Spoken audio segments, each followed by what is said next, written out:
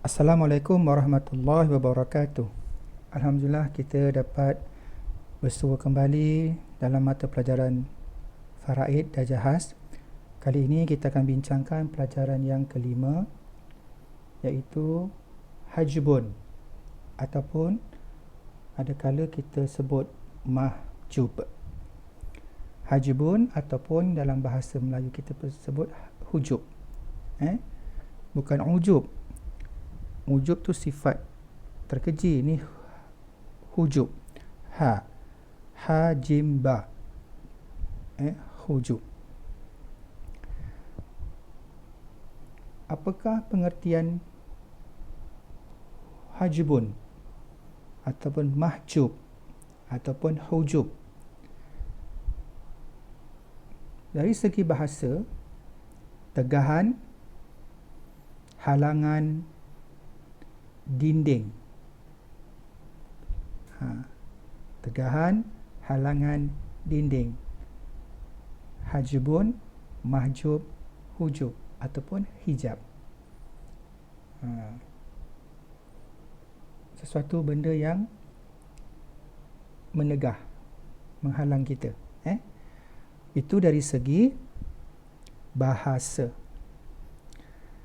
Dari segi istilah syarak pula, iaitu waris tertentu yang pada mulanya layak mendapat pusaka telah tertegah daripada mendapat harta pusaka dengan sebab yang tertentu. Asalnya dia layak, tetapi oleh kerana ada sesuatu perkara yang menegah daripada mendapat pusaka dan sebab-sebabnya yang tertentu. Itu hajbun, hujub. Sebab hujub. Apakah sebab hujub? Yang pertama disebabkan oleh kewujudan sifat yang tertentu. Hujub disebabkan oleh sifat. Apakah sifat-sifatnya? Nanti kita akan bincangkan. Yang kedua, kewujudan waris yang lain. Wujud waris yang lain. Yang pertama, hujub disebabkan ada sifat yang tertentu. Yang kedua, disebabkan ada waris yang lain. Kita tengok jenis-jenis hujub. Jenis-jenis hujub. Yang pertama,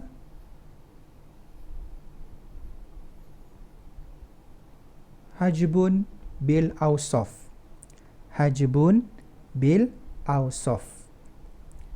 Yang kedua, hajbun bil ashkhas. Hajbun bil ashkhas. Jadi ada dua jenis hujub. Okey. Kita pergi ke hujub ataupun hajbun bil awsaf. Maksudnya ialah waris yang terhalang daripada mempusakai dengan sebab memiliki sifat-sifat yang boleh menegahnya daripada mendapat pusaka. Terdapat waris ini memiliki sifat-sifat yang boleh menegahnya daripada mendapat pusaka. Apakah sifat-sifat itu? Sifat yang pertama ialah masih menjadi hamba. Bila dia masih menjadi hamba, dia terhalang daripada mempusakai harta. Yang kedua, membunuh mewaris. Iaitu dia membunuh pewaris.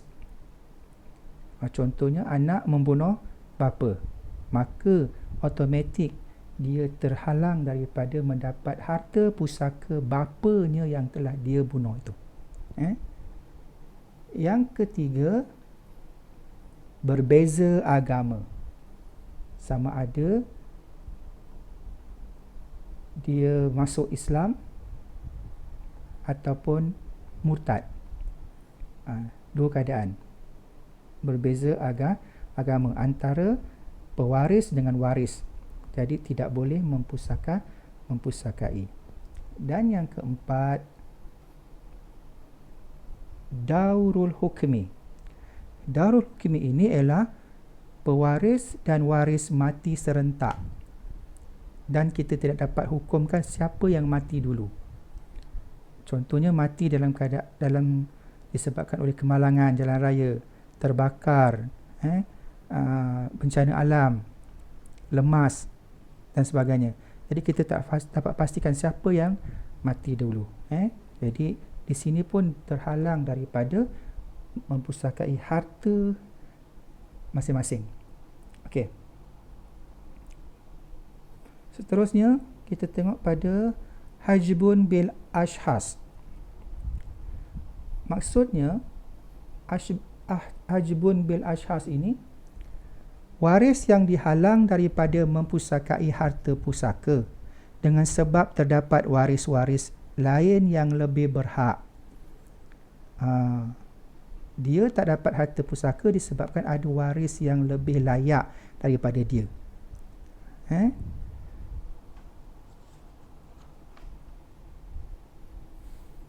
Okey. Hajbun bil ashhas ini pula terbahagi kepada dua, iaitu hajbun nuqsan. Hajbun nuqsan. Dan yang kedua, hajbun hirman. Hajbun hirman. Jadi hajbun bil ashhas ini terbahagi dua lagi, hajbun nuqsan dan hajbun hirman. Okey. Kita pergi kepada hajbun hirman dahulu. Apa itu maksud hajbun hirman? Iaitu waris terhalang sama sekali daripada mempusakai harta pusaka. Terhalang sama sekali. Apakah sebabnya? Sebabnya yang pertama ialah ada waris yang menjadi perantaraan hubungannya dengan si mati. Tengah-tengah antara dia dengan si mati ada waris yang menjadi penghantaraan hubungannya dengan si mati.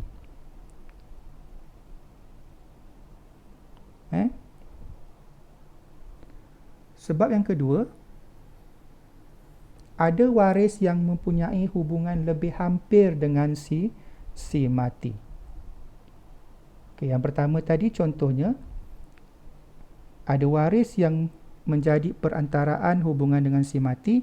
Contohnya cucu lelaki daripada anak lelaki si mati terhalang oleh kewujudan anak lelaki si mati. Jadi cucunya tak dapat pusaka disebabkan ada anak lelaki yang menghubungkan cucu tu dengan si mati. Jadi kalau atuk mati, cucu tak dapat disebabkan ada anak lelaki tengah-tengah tu. Ada waris yang, sebab yang kedua, ada waris yang mempunyai hubungan lebih hampir dengan si mati. Contohnya saudara lelaki sebapa, satu bapa, terhalang oleh saudara lelaki si ibu sebapa. Dia ada beradik si ibu sebapa lebih hampir dengan si mati. Jadi saudara lelaki sebapa tidak terhalang daripada, dia tidak dapat harta pusaka sebab terhalang oleh saudara lelaki seibu sebapa. Faham? Itu hajbul hirman, hujub hirman. Yang kedua tadi, bahagian yang kedua ialah hajbun nuqsan, hujub nuqsan. Hujub nuqsan ini bermaksud waris terhalang daripada mendapat bahagian pusaka yang banyak dan hanya boleh mendapat bahagian pusaka yang sedikit. Dia dapat juga bahagian, tetapi daripada banyak dia jadi dapat sedikit. Kenapa? Apa yang menyebabkan itu berlaku? Sebabnya ialah ada waris yang lebih hampir dan dekat hubungannya dengan si mati. Itu satu sebab. Tadi kalau hujub hirman tadi ada dua sebab, tapi hujub nuqsan satu sebab je, sebab ada waris yang hampir dengan si mati.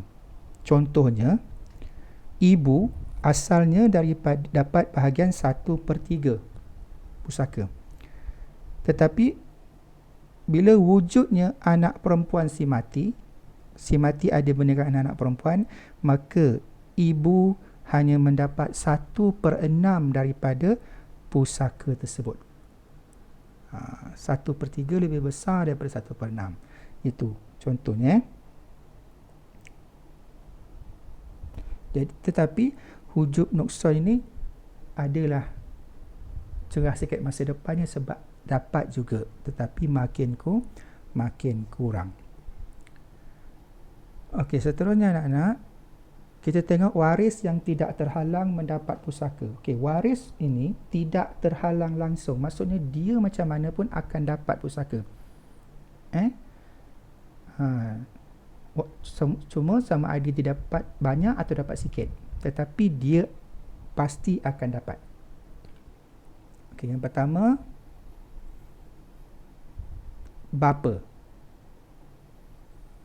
Yang kedua, pasangan bapa, ibu. Ini nak memudahkan anak menghafal. Yang ketiga, suami. Yang keempat, pastinya pasangannya, isteri. Suami atau isteri. Suami isteri tidak boleh dalam satu pewarisan sebab yang meninggalnya mengikut situasi.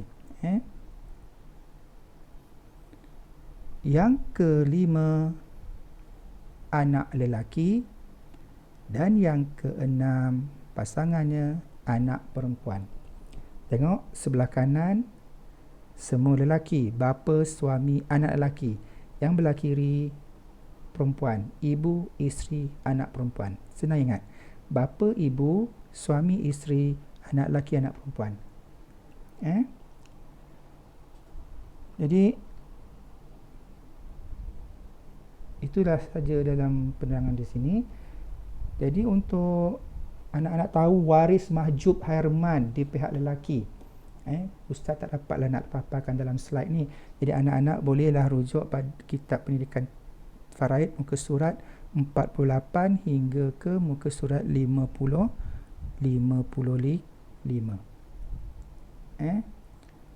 Yang ke mahjub Herman bagi pihak perempuan, anak-anak boleh tengok muka surat 55 hingga muka surat 58.